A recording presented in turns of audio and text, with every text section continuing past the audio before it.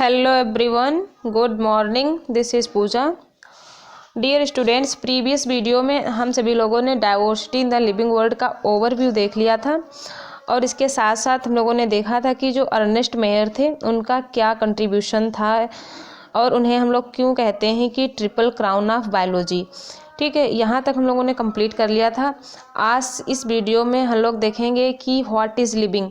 Living की जब भी बात करते हैं, लिविंग वर्ड को जब भी हम डिफ़ाइन करने की कोशिश करते हैं तो फर्स्ट ऑफ ऑल हमारे माइंड में आता है कि ऐसी कौन सी प्रॉपर्टी हैं जो कि लिविंग थिंग्स को डिफ़ाइन करती हैं.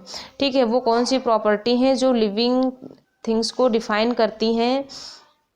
मीन्स ऐसी वो प्रॉपर्टी जो नॉन लिविंग के पास नहीं है. ठीक है, ऐसी वो प्रॉपर्टी जो नॉन लिविंग के पास नहीं है, यानी कि वो प्रॉपर्टीज़ को या उन क्राइटेरिया को नॉन लिविंग थिंग्स या मैटर फॉलो नहीं करते हैं. ऐसी थिंग्स जब होंगी लिविंग के पास तभी हम उसे कहेंगे कि दिस इज़ आ लिविंग. तो लिविंग के जितने भी लिविंग ऑर्गेनिज्म होंगे वो क्या करेंगे, ग्रोथ करेंगे. ठीक है, ग्रोथ करेंगे, साथ साथ रिप्रोडक्शन यानी कि अपनी कॉपी को इंक्रीज़ करेंगे, अपने जैसे प्रोजेनी का फॉर्मेशन करेंगे. इसके साथ साथ उनके पास सबसे most important and unique define property क्या होनी चाहिए, उनके पास एबिलिटी टू सेंस इन्वायरमेंट, यानी कि उनके पास कॉन्शियसनेस की प्रॉपर्टी होनी चाहिए. This is a unique feature of any living thing. अगर ये प्रॉपर्टी है यानी कि उन्हें कोई भी रिस्पॉन्स दिया जा रहा है, ठीक है, सॉरी, अगर उन्हें हम कोई भी स्टिमुलस दे रहे हैं, जैसे छुई मुई का पेड़ है तो अगर हम उसे टच कर रहे हैं तो क्या वो हमें रिस्पांस देता है, वो यानी कि अपनी पत्तियों को झुका लेता नीचे, तो क्या उसके पास कॉन्शियसनेस है, वो रिस्पांस दे रहा है.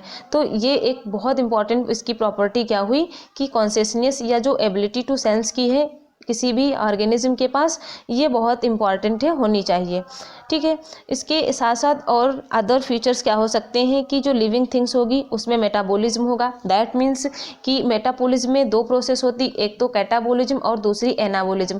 कैटाबॉलिज्म में क्या होता है कि कोई भी कंपाउंड अपनी रिएक्शन को करके दो अपने छोटे पार्टिकल्स में टूट जाता है और एनर्जी प्रोवाइड करता है. ठीक है, कैटाबॉलिज्म की प्रोसेस हो गई. इसके साथ साथ एनाबॉलिज्म क्या होता है कि कोई भी दो सिंपल कंपाउंड मिलकर कॉम्प्लेक्स कंपाउंड का फॉर्मेशन करते हैं. तो अगर कोई लिविंग थिंग्स है तो वो मेटाबॉलिज्म को परफॉर्म करेगी. इसके साथ साथ उनके पास सेल्फ रिप्लिकेशन की एबिलिटी होगी. दैट मीन्स कि वो रिप्लिकेशन शो करेंगी. जैसे कोई भी सेल है तो वो डिवाइड होकर एक अपनी नेक्स्ट सेल का फॉर्मेशन करेगी, और जब उसके पास ऐसी एबिलिटी होगी कि वो रिप्लिकेट कर सकता है तो क्या होगा कि उसमें ऑर्गेनाइजेशन देखने को मिलेगा, यानी कि सेल से टिश्यू का फॉर्मेशन होगा और टिश्यू से फिर जाके सिस्टम ऑर्गन बनेगा, जिससे फिर एक हायर ऑर्गेनिज्म का डेवलपमेंट होगा. तो these are things and these are characteristics features जो कि शो करते हैं कि हाँ ये चीज़ें लिविंग हैं. इसके अलावा हम यहाँ पर वन बाय वन समझेंगे कि ऐसी कौन कौन सी प्रॉपर्टी हैं उनको डिटेल में, कि हम कह सकते हैं हाँ कि this is property of living.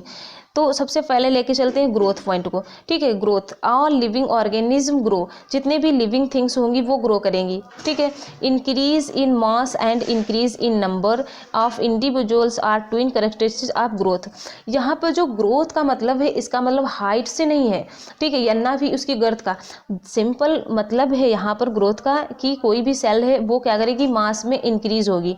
ठीक है, वो क्या करेगी, अपने मास को इंक्रीज करेगी. जैसे मल्टी सेलुलर ऑर्गेनिज्म, जो मल्टी सेलुलर ऑर्गेनिज्म ले लीजिए या फिर आप यूनिसेलुलर ऑर्गेनिज्म को भी ले सकते हैं. ठीक, क्योंकि यूनिसेलुलर ऑर्गेनिज्म भी तो अपना ग्रोथ करेंगे, यानी कि वो जब भी अपना ग्रोथ करेंगे तो क्या करेंगे, डिवीज़न करेंगे. ठीक है, क्या करेंगे, सेल डिवीज़न करेंगे. और इसके साथ साथ प्लांट में भी तो ग्रोथ होती है. ठीक है, तो प्लांट भी क्या करता है, सेल डिवीज़न. और सबसे इम्पोर्टेंट बात है कि जो प्लांट है वो कॉन्टिन्यूसली यानी कि थ्रू आउट लाइफ, अपनी पूरी लाइफ स्पॉन क्या करता है, ग्रोथ करता रहता है. क्यों, क्योंकि प्लांट के पास मेरिस्टेमेटिक सेल्स होती हैं और जबकि एनिमल्स के पास मेरिस्टेमेटिक सेल्स नहीं होती हैं.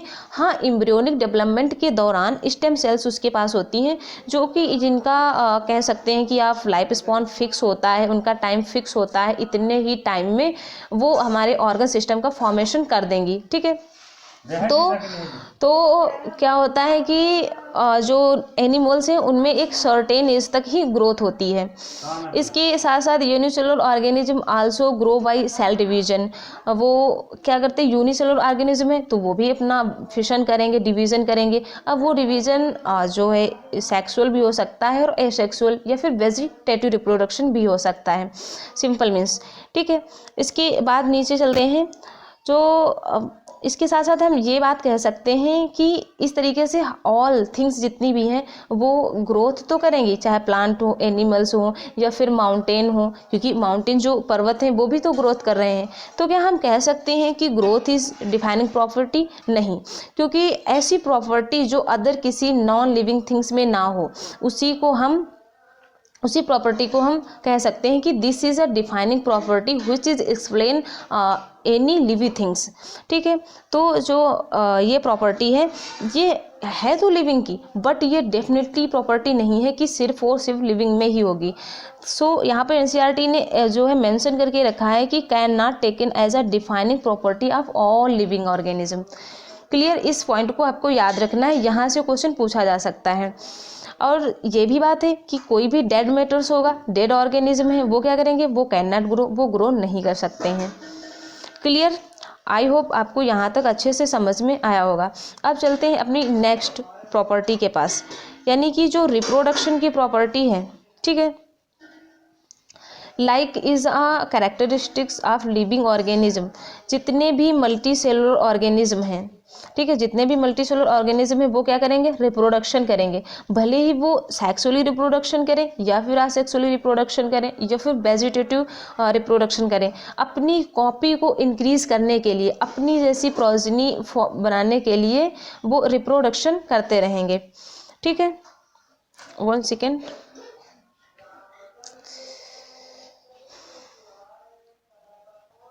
क्या हो गया, 1 सेकेंड।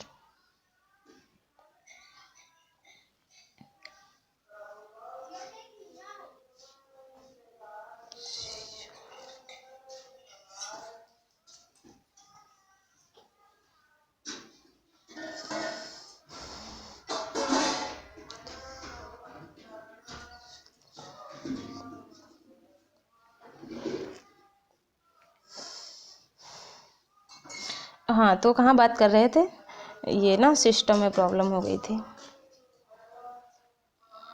1 सेकेंड। हाँ, रिप्रोडक्शन की बात कर रहे थे। ठीक है, 1 सेकेंड। ओके, चलिए देखते हैं। हाँ, रिप्रोडक्शन की बात कर रहे थे हम यहाँ पर कि चाहे यूनिसेलुलर ऑर्गेनिज्म हो या मल्टीसेलुलर ऑर्गेनिज्म हो, वो सभी रिप्रोडक्शन करेंगे। वो एसेक्सुअली भी रिप्रोडक्शन कर सकते हैं और सेक्सुअली रिप्रोडक्शन भी कर सकते हैं। इसके साथ साथ एक इम्पॉर्टेंट बात है, जैसे लोअर ऑर्गेनिज्म है, लाइक जैसे ईस्ट हो गया, हाइड्रा हो गया, तो ये क्या करते हैं, ये बर्डिंग के थ्रू अपनी नंबर को इंक्रीज करते हैं, अपनी सेल्स को। ठीक है, और प्लेनेरिया जो होता है, प्लेनेरिया ये लोअर ऑर्गेनिज्म है, इसके पास क्या होता है, ट्रू रीजनरेशन की कैपेसिटी होती है। दैट मीन्स ये अपनी होल बॉडी से जो बडिंग कर लेती है, उसी से एक न्यू ऑर्गेनिज्म का फॉर्मेशन हो जाता है। तो ऐसी जो है ये रीजनरेशन की जो कैपेसिटी है वो मोस्टली लोअर ऑर्गेनिज्म में देखने को मिलती है, जैसे कि प्लेनेरिया के पास। ठीक है, लाइक प्लेनेरिया के पास हमें देखने को मिलती है। ओके, आप नीचे देखते हैं कि जैसे फंजाई हैं, जो फिलामेंटस एल्गी हैं, फंजाई हैं, ठीक है, इनमें भी क्या होता है, इनमें भी तो ये मल्टी सेलुलर ऑर्गेनिज्म है, फिर भी ये क्या करते हैं, ये भी रिप्रोडक्शन को शो करते हैं। लेकिन इसके साथ साथ एक बहुत इंपॉर्टेंट बात यह है कि क्या लिविंग थिंग्स की जो रिप्रोडक्शन की प्रॉपर्टी है, ये क्या हर एक लिविंग पे अप्लीकेबल होता है, क्या हर एक लिविंग ऑर्गेनिज्म रिप्रोडक्शन करने के लिए कैपेबल होता है? तो हम कह सकते हैं नहीं। क्यों? क्योंकि जो भी म्यूल्स होते हैं, ठीक है, स्ट्राइल क्या है, म्यूल्स स्ट्राइल होते हैं, वर्कर्स भी, वो भी क्या होती है, स्ट्राइल होती है। और इनफर्टाइल ह्यूमन कपल्स, बहुत से ऐसे भी ह्यूमन कपल्स होते हैं जो क्या करते हैं, बेबी को बर्थ नहीं दे सकते, यानी कि अपनी कॉपी को नहीं बर्थ। तो क्या हम कह सकते हैं कि म्यूल है या फिर वर्कर्स भी हैं, ये लिविंग नहीं है, ये नॉन लिविंग थिंग्स है? नहीं, ये लिविंग है और ये रिप्रोडक्शन की प्रॉपर्टी भी लिविंग की है, लेकिन this is property is not defining property, only not capable in all living things. Clear. अब नेक्स्ट प्रॉपर्टी की तरफ चलते हैं। नेक्स्ट प्रॉपर्टी है another characteristics of life is metabolism. अब मेटाबॉलिज्म की बात करते हैं कि जो मेटाबॉलिज्म की प्रोसेस है या क्या सिर्फ और सिर्फ ऑल लिविंग थिंग्स में होती है, दैट इज नहीं। क्यों? क्योंकि मेटाबॉलिज्म के अंदर क्या होती है, केमिकल रिएक्शंस होती हैं। यानी कि जैसे हम लोग रसायन विज्ञान में पढ़ते थे केमिस्ट्री में कि ये अभिक्रियाएं हैं, ठीक है। तो अभिक्रियाएं तो हम लैब में भी करा सकते हैं, है ना। सिंपली मान लीजिए कि हमें कोई भी रिएक्शंस करवानी है, लाइक हमें नमक बनाना है, सॉल्ट बनाना है, तो इनकी प्रोसेस तो हम आउट ऑफ कर सकते हैं, यानी कि विदाउट सेल के भी कर सकते हैं। तो मेटाबॉलिज्म जो प्रॉपर्टी है ये है लिविंग थिंग्स की, but not is defining property. Clear. जितनी भी मैं डिफाइनिंग और नॉट डिफाइनिंग प्रॉपर्टी बता रही हूँ आप इन्हें एक पास लिख लीजिए। यहाँ से भी कई बार क्वेश्चन पूछा गया है नीट में कि वो कौन सी प्रॉपर्टीज़ हैं जो सिर्फ और सिर्फ लिविंग थिंग्स पे एप्लीकेबल हैं, और वो कौन सी प्रॉपर्टी है जो लिविंग और नॉन लिविंग मैटर्स पर भी एप्लीकेबल हैं, ठीक है। अब नेक्स्ट चलते हैं नेक्स्ट स्लाइड पर।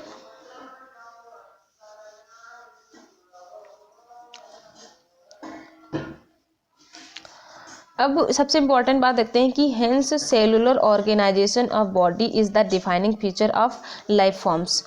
जो भी लाइफ फॉर्म्स हैं, जो भी लिविंग ऑर्गेनिज्म है, इनकी एक सबसे डिफाइनिंग प्रॉपर्टी क्या है, सेलुलर ऑर्गेनाइजेशन। दैट मीन्स इनके पास क्या है, इनके पास प्रोटोप्लाज्म है, ठीक है, इनके पास साइटोप्लाज्म है। तो जब इनके पास साइटोप्लाज्म है तो सेल डिवाइड करेंगी, और सेल डिवाइड करेंगी तो एक सेल से टिश्यू का फॉर्मेशन होगा, और एक टिश्यू का फॉर्मेशन हुआ, डिफरेंट डिफरेंट तरीके के टिश्यू मिलकर ऑर्गन सिस्टम का फॉर्मेशन करेंगे। तो जो सेलुलर ऑर्गेनाइजेशन की कैपेसिटी है ये सिर्फ और सिर्फ लिविंग के पास होती है, ठीक। तो this is property is defining property of living things, okay.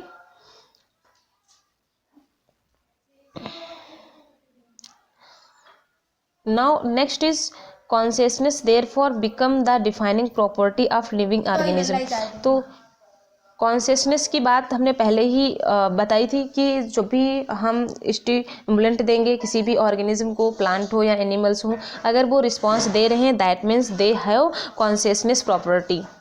Clear. यहाँ पे ज़्यादा एक्सप्लेन करने की कोई ज़रूरत नहीं है, क्योंकि कॉन्शियसनेस चेतना तो लिविंग में ही हो सकती है ना, नॉन लिविंग में तो नहीं होगी। प्लांट और माउंटेन को आप टच करेंगे तो उसके पास तो नहीं है कि माउंटेन कहेगा नहीं नहीं मुझे नहीं छूना है ना, क्योंकि this is not have consciousness, okay. चलिए अब नेक्स्ट प्रॉपर्टी की तरफ चलते हैं।